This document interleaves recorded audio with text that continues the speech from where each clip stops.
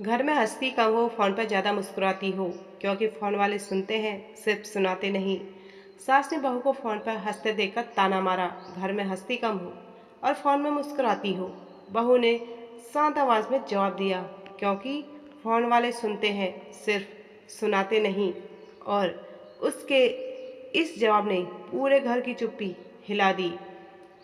विनीता की शादी को अभी सिर्फ 1 साल हुआ था। जब वो इस घर में दुल्हन बनकर आई थी, तब उसकी आंखों में ढेर सारे सपने थे। उसने सोचा था, नया घर होगा, नए रिश्ते होंगे, थोड़ा सा समय लगेगा, लेकिन सब अपना बन जाएगा। उसकी सास सरोज पहली नज़र में बहुत सख्त लगी थी, लेकिन विनीता ने मन में ठान लिया था कि वो अपने प्यार और सेवा से उसका दिल जीत लेगी। हर सुबह वह सबसे पहले उठती, रसोई में जाकर चाय बनाती, नाश्ता तैयार करती, घर की सफाई करती, ससुर जी को दवा देना, पति राहुल का टिफिन तैयार करना, सब कुछ बिना कही किसी शिकायत से करती। लेकिन फिर भी सरोज की नज़रों में हमेशा कोई कमी रह जाती। विनीता, पराठे इतने मोटे क्यों हैं? इतनी देर से चाय लाई। हमारे ज़माने में बहुएं सूरज से पहले उठ जाती थी। तुम्हें अपनी माँ ने कुछ सिखाया नहीं क्या? हर बात पे सब विनीता के दिल में चुभते, लेकिन वो चुप रह जाती। उसे लगता, अगर वो जवाब दिया तो बात और बिगड़ जाएगी। राहुल से भी उसने कई बार बात करने की कोशिश की। एक रात उसने धीरे से कहा, राहुल, माँ मुझे कभी समझने की कोशिश नहीं करती। मैं जितना करती हूँ उन्हें कम ही लगता है। राहुल ने मोबाइल से नज़र हटाए बिना कहा, विनीता, माँ का स्वभाव ऐसा ही है, तुम दिल पर मत लिया करो। लेकिन मेरी भी तो भावनाएं हैं। देखो, मैं ऑफिस की टेंशन से पहले ही परेशान हूँ। घर की छोटी छोटी बातें लेकर मत बैठो। विनीता चुप हो गई। उसे समझ आ गया कि उसकी बातें सुनने वाला यहाँ कोई नहीं। धीरे धीरे उसने अपनी बातें कहना कम कर दिया। एक दिन दोपहर में सारे काम निपटाकर वह अपने कमरे में बैठी थी, तभी उसका फ़ोन बजा। स्क्रीन पर नाम चमका, नैना। नैना उसकी बचपन की सबसे अच्छी दोस्त थी। फ़ोन उठाते ही नैना बोली, मैडम, जिंदा हो या ससुराल वाले ने पूरी तरह काम में लगा दिया? विनीता पहली बार खुलकर हंसी। तू भी ना? नैना बोली। तेरी हंसी सुनकर अच्छा लगा। बहुत दिनों बाद हंसी है तू। बस फिर क्या था? दोनों पुरानी बातें करने लगी। स्कूल के दिन, कॉलेज की शरारतें, शादी के किस्से। कई दिनों बाद विनीता के चेहरे पर सच्ची मुस्कान थी। तभी कमरे के बाहर खड़ी सरोज ने उसे देख लिया। उनके चेहरे पर नाराजगी थी। वह कमरे में आई और ताने भर स्वर में बोली, वाह बहू, घर में तो जैसे कोई हंसी ही नहीं बची तुम्हारे पास। लेकिन फॉर्म में इतनी मुस्कान, वहाँ क्या मिलता है जो यहाँ नहीं? विनेता ने पहले इस तरह चुप रहने की कोशिश की, लेकिन आज पता नहीं क्यों दिल भर गया था। उसने धीरे से फ़ोन रखा और पहली बार सास की आंखों में आंखें देखकर कहा, क्योंकि फ़ोन वाले सुनते हैं, फिर सिर्फ सुनाते नहीं। कमरे में अचानक सन्नाटा छा गया। सरोज कुछ पल उसे देखती रह गई। शायद उन्हें उम्मीद नहीं थी कि हमेशा चुप रहने वाली बहू कभी ऐसा जवाब देगी। विनीता की आंखों में आंसू थे, लेकिन आवाज़ में पहली बार दर्द के साथ साहस भी था। सरोज बिना कुछ कहे कमरे से बाहर चली गई। लेकिन उस दिन के बाद घर की हवा बदल चुकी थी। एक छोटी सी बात ने सालों की चुप्पी को तोड़ दिया था। क्या इस जवाब से रिश्ता और बिगड़ेगा, या पहली बार कोई किसी से सुनेगा? विनीता के कमरे से निकलते हुए सरोज के कदम तेज थे, लेकिन मन में उससे भी ज़्यादा भारी। जिंदगी में पहली बार किसी ने उन्हें इस तरह से जवाब दिया था, वो भी उनकी अपनी बहू ने। उन्होंने सीधे रसोई में जाकर पानी का गिलास उठाया, लेकिन हाथ हल्का कांप रहा था। धीरे से खुद से बोली, आजकल की बहुएं जरा सा सिर चढ़ाओ तो आंखें दिखाने लगती हैं। लेकिन दिल के किसी कोने में विनीता का कहा वाक्य बार बार गूंज रहा था, क्योंकि फ़ोन वाले सुनते हैं, सिर्फ सुनाते नहीं। क्या सच है वो सिर्फ सुनाती है? उन्होंने तुरंत उस विचार को झटक दिया। शाम को राहुल घर लौटा। जैसे उसने बैग रखा, सरोज ने कहना शुरू किया, देखो राहुल, तुम्हारी पत्नी अब मुझे जवाब देने लगी है। राहुल चौंका, क्या हुआ माँ? मैंने बस इतना कहा कि घर में कम हंसती है, फ़ोन पर ज़्यादा। तो उसने कह दिया कि फ़ोन वाले सुनते हैं, सिर्फ सुनाते नहीं हैं। मतलब मैं क्या हूँ, मैं उसकी बात नहीं सुनती? रोहिल ने गंभीर होकर विनीता की तरफ देखा तो चुपचाप पानी रख रही थी। विनीता, तुमने ऐसा कहा? विनीता ने धीमे से कहा, हाँ कहा, लेकिन सिर्फ जवाब नहीं था, मेरे मन की बात थी। राहुल थोड़ा नाराज हुआ। माँ से ऐसे बात करते हैं? विनीता ने पहली बार अपनी आवाज़ नहीं दबाई। और माँ मुझसे कैसे बात करती हैं, वो भी देखा है? कमरे में सन्नाटा छा गया। सरोज बोली, देखो राहुल, अब मुझसे सवाल करेगी? विनीता की आंखें भर आई। माँ जी, सवाल नहीं, बस चाहती हूँ कि कभी मेरी बात भी सुनी जाए। सुबह से रात तक मैं इस घर के लिए लगी रहती हूँ, लेकिन आपको सिर्फ मेरी गलतियाँ दिखती हैं। राहुल ने बीच में कहा। बस करो विनीता। नहीं राहुल, आज नहीं रुकूंगी। उसकी आवाज़ काँप रही थी, लेकिन शब्द साफ थे। जब मैं रोती हूँ कोई नहीं पूछता क्यों, जब थक जाती हूँ कोई नहीं कहता कि बैठ जाओ, जब कुछ कहना चाहती हूँ सब कहते हैं चुप रहो। तो मैं किससे बात करूँ? फ़ोन पे मेरी दोस्त कम से कम सुन तो लेती है। ये कहते कहते उसकी आंखों से आंसू बहने लगे। राहुल पहली बार चुप था। सरोज भी कुछ पल के लिए शांत हो गई, लेकिन फिर भी उन्होंने खुद को संभाला और बोली, हमने भी बहू बनकर बहुत कुछ सहा है, कभी किसी से शिकायत नहीं की। विनीता ने धीरे से कहा, यही तो फ़र्क है माँ जी, आपने सहा इसलिए चाहते हैं कि मैं भी सहूँ। मैं सह सकती हूँ, लेकिन क्या कभी मुझे अपनापन भी मिलेगा? ये सब सरोज के दिल में कहीं गहराई तक उतर गई। रात को सब अपने कमरों में चले गए, लेकिन किसी को नींद नहीं आई। राहुल बिस्तर पर लेटा सोच रहा था, क्या सच में मैंने कभी विनीता की बात नहीं सुनी? दूसरी तरफ सरोज अपने पुराने दिनों में खो गई। उन्हें याद आया जब वो नई नई बहू बनकर आई थी, उनकी सास ने भी उनसे इसी तरह बात की थी। कितनी बार वो चुपचाप रोती थी, कितनी बार चाहता कि कोई उनकी बात सुने। और आज क्या वही सब वो अपनी बहू के साथ दोहरा रही हैं? उनकी आंखों में पहली बार पछतावे की आई। सुबह क्या होगा? क्या सरोज अपने व्यवहार बदलेगी या अहंकार रिश्ते को दूर कर देगा? फोन वाली मुस्कान, सरोज का अनकहा दर्द। उस रात सरोज को बिल्कुल नींद नहीं आई। विनीता की कही हुई बात उनके कानों में बार बार गूंज रही थी। आपने सहा इसलिए चाहती कि मैं भी सहूँ। वो बिस्तर पर लेटी छत को देख रही थी, लेकिन आंखों के सामने अपना अतीत घूम रहा था। उन्हें याद आया जब वो खुद इस घर में नई नई बन आई थी। उम्र सिर्फ 20 साल थी। दिल में सपने, चेहरे पे मुस्कान और मन में डर भी था। उनकी सास बहुत कठोर थी। सुबह 4 बजे उठना, पूरे घर का काम करना, और अगर जरा सी भी गलती हो जाए, सरोज ये काम भी ठीक से नहीं होता तुमसे। तुम्हारी माँ ने तुम्हें कुछ नहीं सिखाया। बहू हो, बहू की तरह रहो। यह शब्द तीर की तरह चुभता था। कई बार सरोज चुपके से आंगन में जाकर रोती थी। उन्हें लगता था काश कोई उनकी बात सुन ले, लेकिन उनके पति यानी राहुल के पिता हमेशा यही कहते, माँ बड़ी है, उनकी बात मान लो। वो चुप हो जाती। धीरे धीरे उन्होंने अपनी भावनाओं को दबाना सीख लिया, रोना बंद कर दिया, बोलना कम कर दिया, और फिर एक दिन वही कठोरता उनके स्वभाव का हिस्सा बन गई। सुबह जब सरोज रसोई में पहुंची तो विनीता पहले से काम कर रही थी।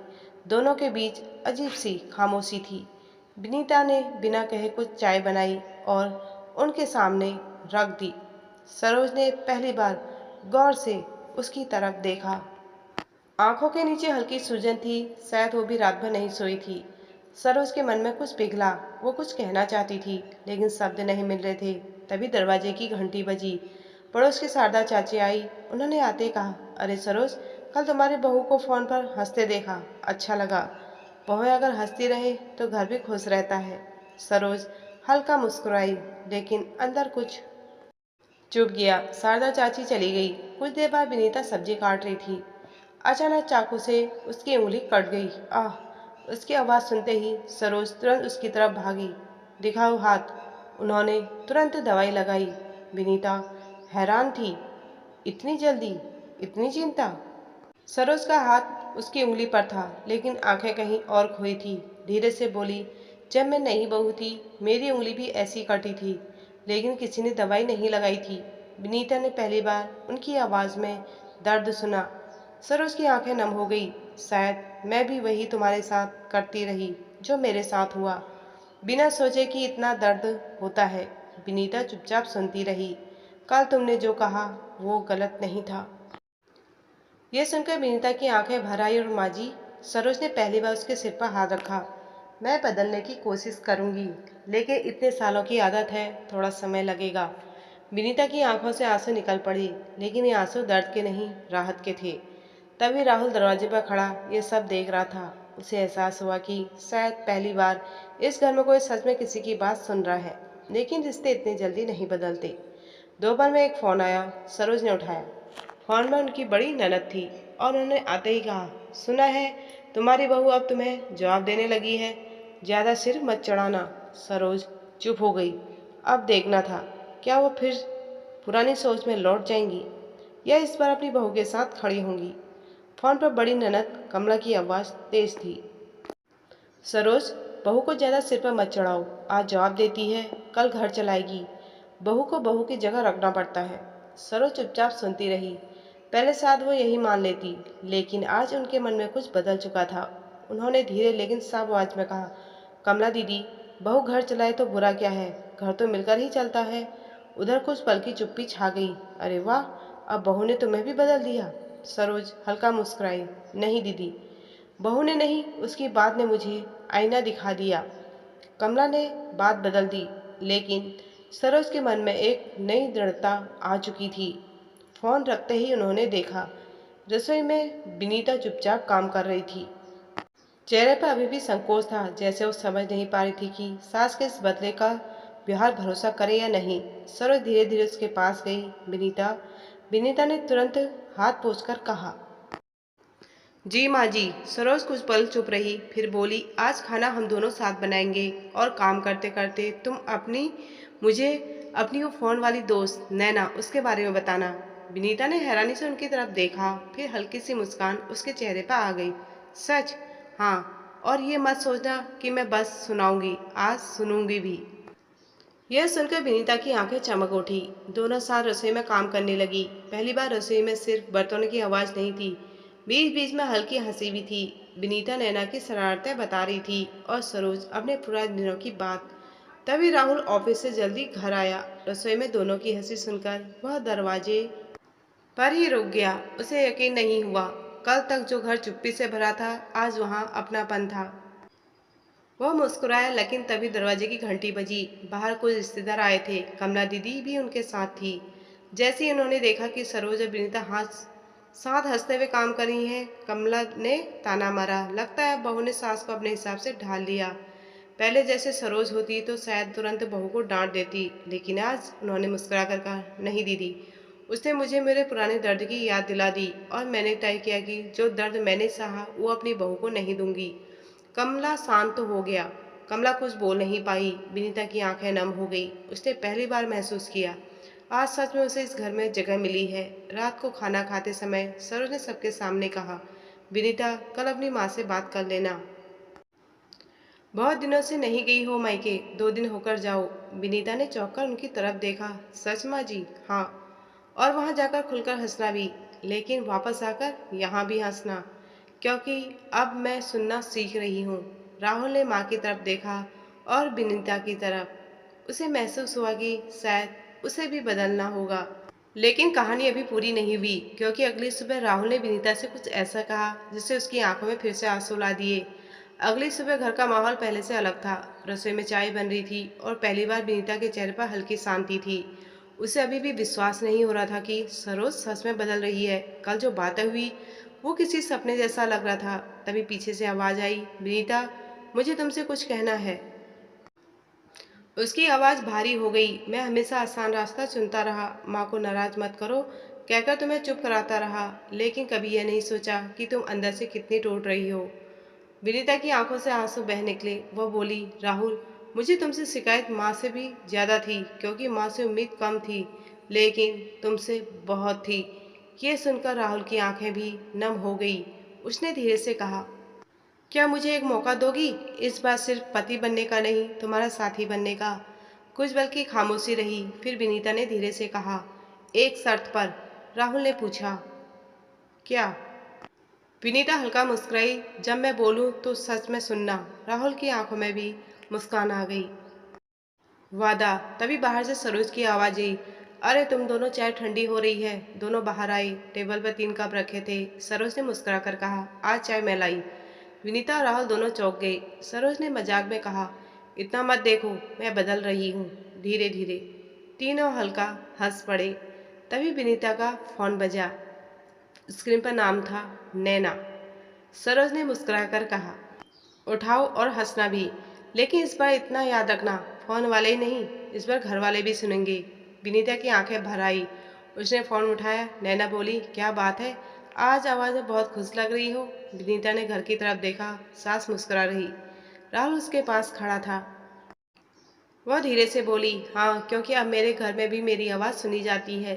फ़ोन पर हंसी थी, लेकिन इस बार घर में भी मुस्कान थी। कभी कभी रिश्ते बड़े बदलाव से नहीं, बस एक सच्चे जवाब से बदल जाते हैं, क्योंकि फ़ोन वाले सुनते हैं, सिर्फ सुनाते नहीं। अगर आपको हमारी कहानी फ़ोन वाली मुस्कान पसंद आई हो या दिल को छू गई हो तो वीडियो को लाइक ज़रूर करें।